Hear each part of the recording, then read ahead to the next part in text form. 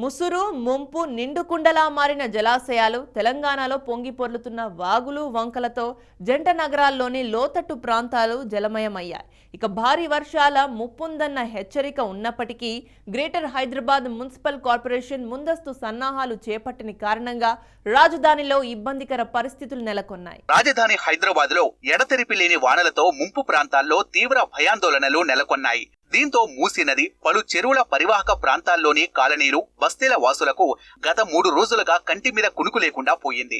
వానాకాలం మొదట్లోనే భారీగా వానలు పడుతుండగా ఈసారి కూడా వరదల తీవ్రత పొంచి ఉంటుందనే ఆందోళనలో స్థానికులు ఉన్నారు. వారం రోజులుగా వానలతో చెరువులు జలాశయాల్లోకి భారీగా వరద నీరు చేరుతోంది. ఇన్లెట్ అవుట్లెట్స్ సక్రమంగా లేక లోతట్టు ప్రాంతాలు మునిగిపోతున్నాయి. గత ఏడాది అక్టోబర్ లో పడిన వానలకు 5,000కు పైగా కాలనీలపై వరద ప్రభావం పడింది. ఈసారి సీజన్ మొదట్లోనే వరద ముప్పును ఎదుర్కొంటున్నారు. సిటీలో ప్రస్తుతానికి 50కి పైగా కాలనీల్లో వరద ముప్పు ఉంది. గత ఏడాదిలో తీవ్ర నష్టం కలిగించిన అప్ప చెరువు, రామంతాపూర్ పెద్ద చెరువు, బండ్లగూడ చెరువు, ఫాక్ సాగర్, మంత్రాల చెరువు, సరూర్ నగర్ చెరువులన్నీ ఇప్పటికే నిండిపోయాయి. హనుమాన్ నగర్, అయ్యప్ప కాలనీ, మిథిలానగర్, బడంగ్పేట, ఉస్మాన్ నగర్ కాలనీల్లోకి పెద్ద ఎత్తున వరద నీరు వచ్చింది. హైదరాబాద్ కు తాగునీరు అందిస్తున్న జంట జలాశయాలైన హిమాయత్ సాగర్, ఉస్మాన్ సాగర్లు నిండు కుండలా మారాయి. హిమాయత్ సాగర్ ఎగువ ప్రాంతాల్లో భారీ వర్షాలు పడే అవకాశం ఉన్నందున రిజర్వాయర్ యొక్క మరో 2 గేట్లను 1 అడుగు వరకు ఎత్తమని జలమండలి అధికారులను ఆదేశించారు. దీంతో అధికారులు 2 గేట్లను ఎత్తి వరద నీటిని దిగువకు మూసీ నదిలోకి విడుదల చేశారు.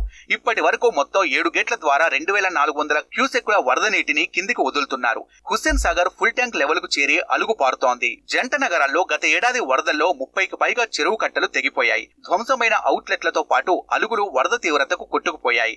ఏడాది కావస్తున్నా ఆయా చెరువుల వద్ద వరద నియంత్రణ చర్యలేవీ చేపట్టలేదు. దీంతో వీటికి సమీపంలోని జనావాసాల్లోకి వరద నీరు ప్రవాహం క్రమంగా పెరుగుతోంది. మరోవైపు ప్రమాద తీవ్రత పెరుగుతుందేమోనని ముందు జాగ్రత్త చర్యల్లో భాగంగా లోతట్టు ప్రాంతాలను కొందరు ప్రజలు ఖాళీ చేస్తున్నారు. గోదావరి, కృష్ణా పరివాహక ప్రాంతాల్లో భారీ వర్షాల కారణంగా వరద ఉధృతి పెరుగుతోన్న క్రమంలో అధికారులు అలర్ట్ గా ఉండాలని సర్కార్ సూచించినా అధికారులు నిర్లక్ష్యం వీడట్లేదు. గ్రేటర్ హైదరాబాద్ వానాకాలానికి సన్నద్ధం కాకపోవటం లోతట్టు ప్రాంత ప్రజలకు జల పరీక్ష తెచ్చిపెట్టింది. వర్షాకాలం డబుల్ బెడ్రూమ్ ఇళ్లలోని డొల్లతనం బయటపడుతోంది. కొన్ని చోట్ల కూలేందుకు సిద్ధంగా ఉన్న డబుల్ బెడ్రూమ్ ఇళ్లు భయపెడుతున్నాయి. మరోవైపు నీళ్లు కారుతూ ఇంట్లో నిలువ నీడ లేకుండా చేస్తున్నాయి. హైదరాబాద్ బాచ్పల్లిలో డబుల్ బెడ్రూమ్ ఇల్లు స్విమ్మింగ్ పూల్స్ ను తలపిస్తున్నాయి. బాధితులు తమ సమస్యలు తీర్చాలని రాజ్ న్యూస్ ద్వారా సర్కార్ను వేడుకుంటున్నారు. భవిష్యత్తులో కట్టబోయే డబుల్ బెడ్రూమ్ ఇల్లు నాణ్యతతో కట్టకపోతే ప్రజల ప్రాణాలతో చెలగాటం ఆడుకున్నట్టే అవుతుంది. ప్రభుత్వం ఇచ్చిన డబుల్ బెడ్రూమ్ ఇళ్లలో నివసిస్తున్న వారు వర్షాకాలం నానా అగచాట్లు పడుతున్నారు. ఏమాత్రం నాణ్యత లేని ఇళ్లు కూలిపోతాయన్న భయంలో వీరు నలిగిపోతున్నారు. హైదరాబాద్ లోని బాచుపల్లిలో డబుల్ బెడ్రూమ్ ఇళ్లు స్విమ్మింగ్ పూల్ ను తలపించేలా వాన నీటితో నిండిపోయాయి. ఇప్పుడు నిర్మాణంలో ఉన్న ఏవైతే లోపాలో ఈ వర్షాలతో బయటపడేది.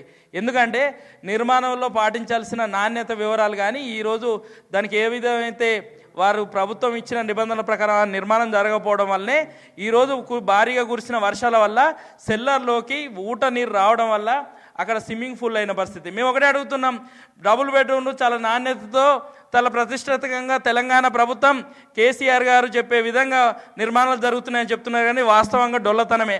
ఏటా వర్షాకాలంలో తమ పరిస్థితి ఇదేనంటూ వారు వాపోతున్నారు.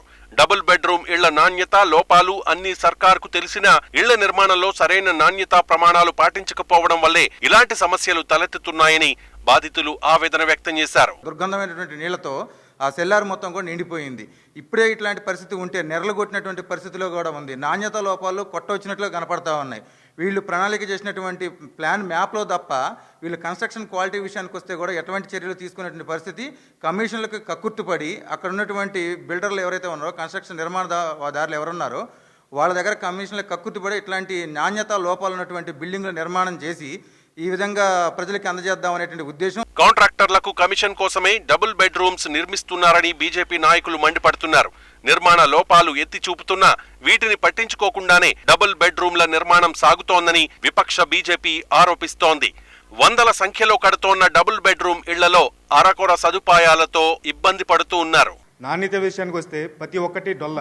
మీరు చేతు కదిలిచ్చినా కూడా మొత్తం ఓపెన్గా లేచిపోతుంది. మొత్తం కింద ఇసుకే పడుతుంది. ఎక్కడ నాణ్యత ఉంది? ఇప్పుడు వాటర్ వచ్చింది, ఇంకా ఫ్యూచర్లో ఇంకా వర్షాలు పెద్దవి అయితే దాంట్లో దాని సెక్యూరిటీ ఎవరు దానికి బాధ్యులు? కేసీఆర్ ఉంటాడా, లేదా కేటీఆర్ ఉంటారా, లేదా ఎవరు ఉంటారు?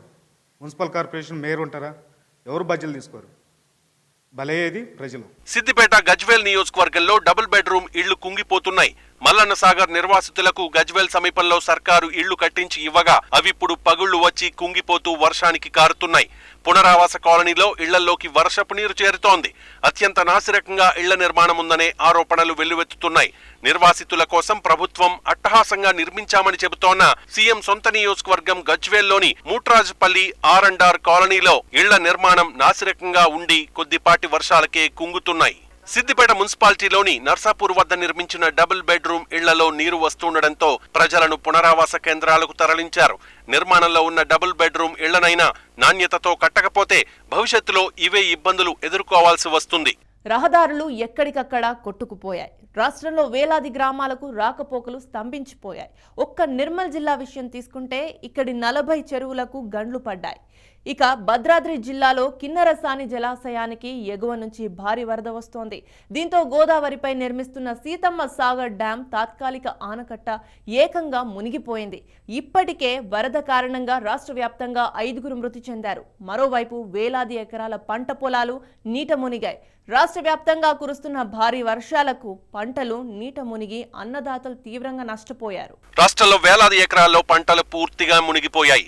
24 గంటల్లో 20 సెంటీమీటర్లకు మించి కురిస్తే భారీ వర్షంగా పరిగణిస్తారు. ఇలా 20 సెంటీమీటర్లకు పైగా కురిసిన భారీ వర్షాలు ఆసిఫాబాద్, సారంగపూర్, లక్ష్మణ్ చాందా, వాంకిడి వంటి ప్రాంతాల్లో నమోదైంది.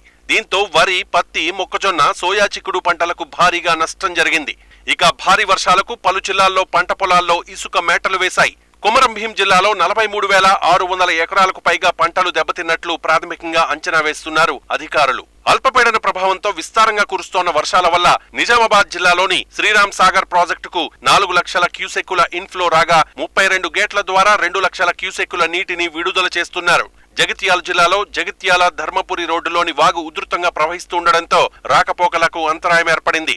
భద్రాచలం వద్ద 43 అడుగులకు గోదావరి నీటి మట్టం చేరడంతో మొదటి ప్రమాద హెచ్చరికను జారీ చేశారు. భారీ వర్షాలకు వాజేడు మండలంలోని చీకుపల్లి, భోగతా జలపాతం సందర్శనకు అనుమతుల్ని అటవీ శాఖ రద్దు చేసింది. భోగతా జలపాతం భారీ వరద నీటితో పొంగి పొర్లుతోంది. జయశంకర్ భూపాలపల్లి జిల్లా మహదేవ్పూర్ మండలం కాళేశ్వరం వద్ద గోదావరి 12 మీటర్ల ఎత్తులో ప్రవహిస్తోంది. దీంతో మొదటి ప్రమాద హెచ్చరికను జారీ చేశారు అధికారులు. ఎడతెరిపి లేకుండా కురుస్తోన్న వర్షాలకు ఉమ్మడి మహబూబ్ నగర్ జిల్లా వ్యాప్తంగా వాగులు, వంకలు పొంగి పొర్లుతున్నాయి. జిల్లాలో ఉన్న ప్రాజెక్టులన్నీ జలకళను సంతరించుకున్నాయి. ఎగువ నుంచి వస్తోన్న వరదలతో జూరాల ప్రాజెక్టు నిండు కుండలా మారింది. దీంతో 31 గేట్లను ఎత్తి నీటిని దిగువకు వదులుతున్నారు. భారీ వర్షాలకు నెట్టెంపాడు, కల్వకుర్తి కెనాల్స్ కు గండిపడి 100 ఎకరాల పంట పొలాలు నీట మునిగాయి. సిద్దిపేట జిల్లా వ్యాప్తంగా మొక్కజొన్న, పత్తి సుమారు 500 ఎకరాల్లో వర్షాలకు నీట మునిగింది. ఆదిలాబాద్ జిల్లాలో 6 మండలాల్లో 139 గ్రామాల్లో పత్తి, సోయాబీన్, కంది పంటకు తీవ్ర నష్టం జరిగింది. ఆసిఫాబాద్ జిల్లాలో 43,000 ఎకరాల్లో సాగులో ఉన్న వివిధ పంటలు నీట మునిగాయి.